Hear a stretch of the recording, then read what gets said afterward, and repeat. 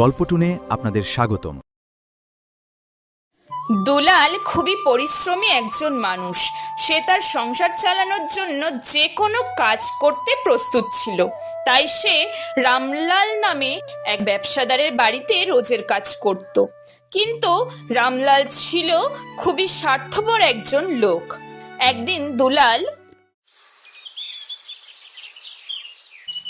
বাবু, সব কাজ হয়ে গেছে, আপনি যদি এখন টাকাটা দিতেন তাহলে খুব ভালো হতো। কাজের বেলা লবডঙ্কা, অথচ টাকা চাওয়ার বেলায় 16 আনা। কই বাবু, আমি তো ঠিকঠাকই কাজ করি, তাও আবার সময় মতন। কি মুখের ওপরে আবার তর্ক করা হচ্ছে? হ্যাঁ, আমি কোথায় তর্ক করলাম? যেটা সত্যি সেটাই তো বললাম।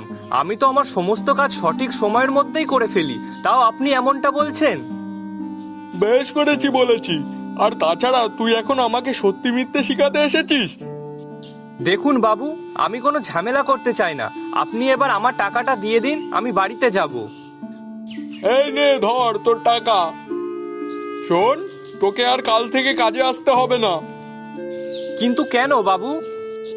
যে আমার মুখের ওপরে কথা বলে তাকে আমি একদম পছন্দ করি না। যা, দূর হয় এখান থেকে।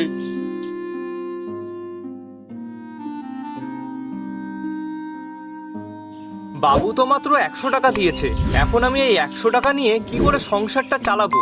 এই টাকায় তো বাজারটাও ঠিকঠাক মতো হবে না। এখন কি করব আমি?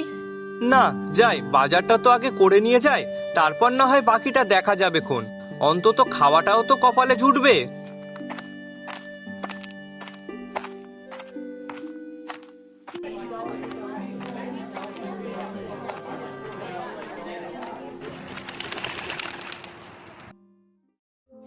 কি গো, কি হয়েছে?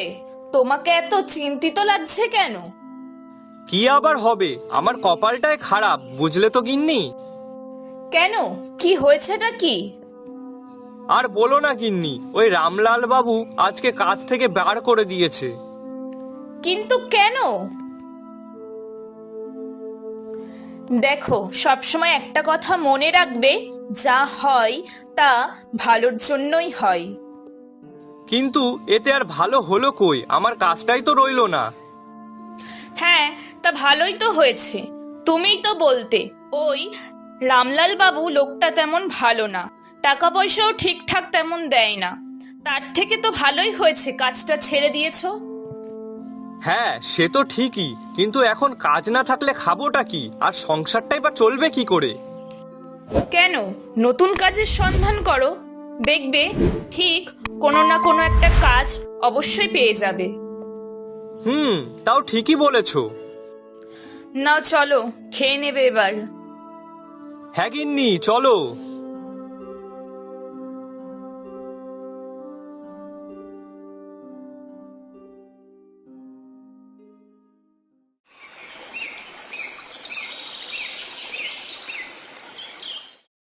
গিন্নি, আমি একটু বেরাচ্ছি, বুঝলে।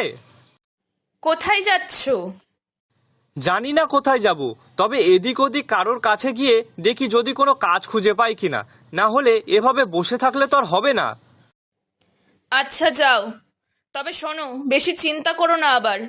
দেখবে ঠিক কোনো না কোনো একটা ব্যবস্থা নিশ্চয়ই হবে। ঠিক আছে, তুমি রান্না করো, আমি আসছি। আচ্ছা, সাবধানে যেও।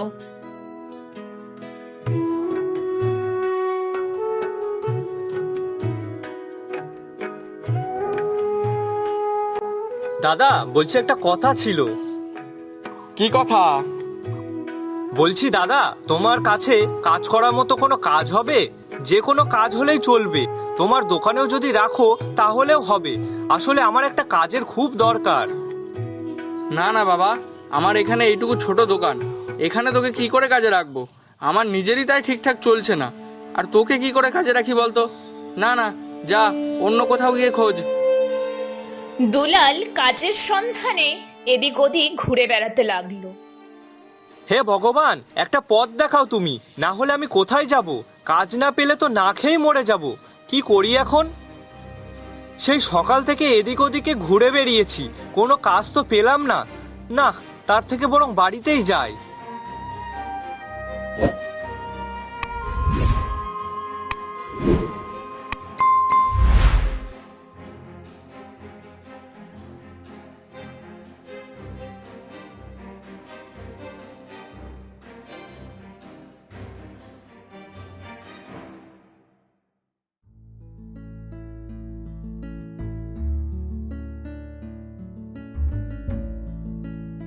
এখানে না হয় একবার শেষ চেষ্টা করেই যায়, যদি কোনো কাজ পাই তো। যাই, ভিতরে গিয়ে বলে দেখি একবার।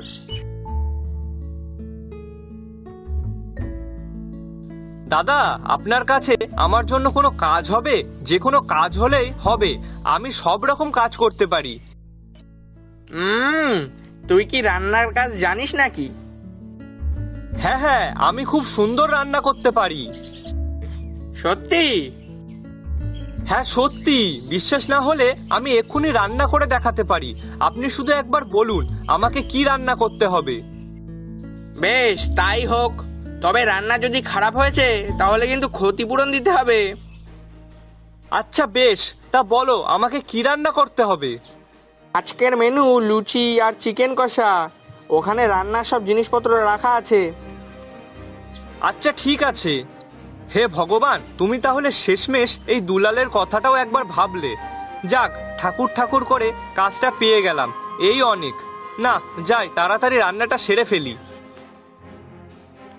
দুলাল কাজটা পেয়ে এতটাই খুশি যে সে একবারের জন্যেও ভাবলো না তাকে সেই কাজের জন্য কত টাকা দেওয়া হবে। সে নিজের ওপর বিশ্বাস আর মনের জোর নিয়ে রান্নাটা শুরু করলো। তারপর যখন রান্না প্রায় শেষ হয়ে গেছে, তখন রান্নার গন্ধে সেই হোটেলের মালিক তো অবাক। বাহ, ছেলেটা তো বেশ ভালোই রান্না করতে পারে দেখছি। একে যদি আমার হোটেলে রেখে দিই তাহলে আমার বেশ ভালোই হবে, আর লাভটাও ভালোই হবে। কি দাদা, আজ তো রান্নার গন্ধে হোটেলটা একেবারে ভরে গেছে দেখছি। হ্যাঁ হ্যাঁ, ঠিক বলেছো। তা আজকের আইটেমটা কি বলো তো? সুন্দর গন্ধ বেরোচ্ছে, মনে হচ্ছে তো খাসি রান্না হচ্ছে। হ্যাঁ, আজকের আইটেম হলো লুচি আর চিকেন কষা। বাবা, তাহলে তো খাওয়াটা বেশ ভালোই জমবে। হ্যাঁ হ্যাঁ, তাড়াতাড়ি দাও, গন্ধে যে লোভ আর সামলাতে পারছি না। হ্যাঁ হ্যাঁ, এক্ষুনি আনছি।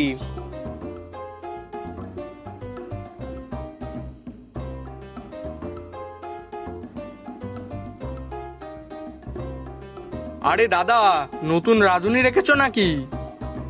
হ্যাঁ গো। ওই জন্যই বলি, এত সুন্দর খাবারের গন্ধ বেরিয়েছে। নিন, খেয়ে বলুন তো দেখি রান্নাটা কেমন হয়েছে।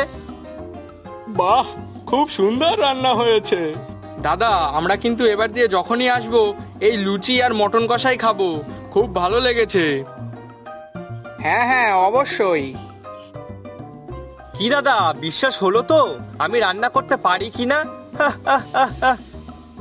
সে আর বলতে। শোন, এবার থেকে কিন্তু সময় মতো হোটেলে কাজ করতে চলে আসবি। ঠিক আছে, তা এবার আমার রোজের টাকাটা দিন, আমি বাড়ির দিকে যাই। ও হ্যাঁ, দাঁড়া দাঁড়া, দিচ্ছি। মোটে 200 টাকা? আমি সেই সকাল থেকে যে এত রান্না বান্না করলাম তার জন্য মোটে 200 টাকা? হ্যাঁ, 200 টাকা। আরে তোর কপাল ভালো, তোকে 200 টাকা দিচ্ছি। আগের রাঁধুনিকে তো তাও দিতাম না। আর শোন, আমি কিন্তু এর থেকে বেশি টাকা দিতে পারবো না, তাই যা দিচ্ছি তাতেই খুশি হয়ে বাড়ি যা।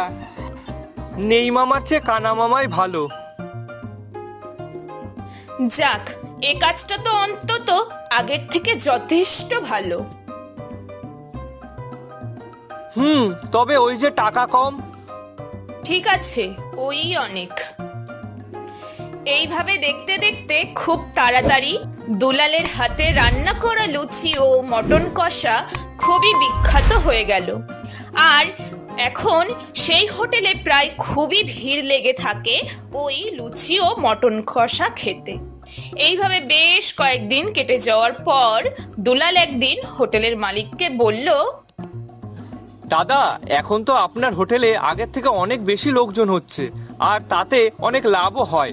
তাই বলছিলাম কি, আপনি যদি আমার রোজের দামটা একটু বাড়িয়ে দিতেন তাহলে খুবই ভালো হতো। না, তোর তো দেখছি দিন দিন টাকার প্রতি লোভটা বেড়েই চলেছে। 200 দিতাম, এখন তোকে 250 দিচ্ছি, তাতেও তোর হচ্ছে না। আমি তো আমার কষ্টের দামই চাইছি। শোন, যা দিয়েছি তাতেই খুশি থাক, এর থেকে বেশি আমি আর দিতে পারবো না। তাতে কাজ করতে হলে কর, আর না হয়তো চলে যেতে পারিস।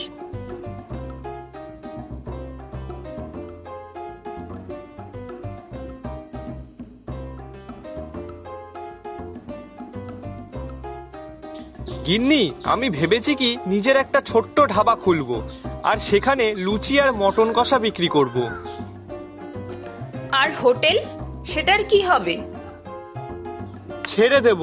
দেখো গিন্নি, ওখানে আমি রান্না করার পর দিয়ে হোটেলে বিক্রি বেশ ভালোই হয়, কিন্তু আমি যখনই টাকা চাই তখনই ঝামেলা করে। তাই ভাবছি আমি নিজেই একটা ব্যবসা শুরু করব।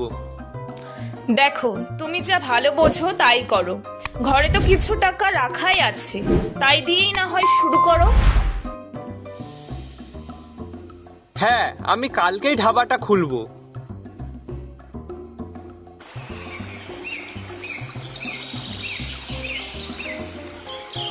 যেমন বলা তেমন কাজ।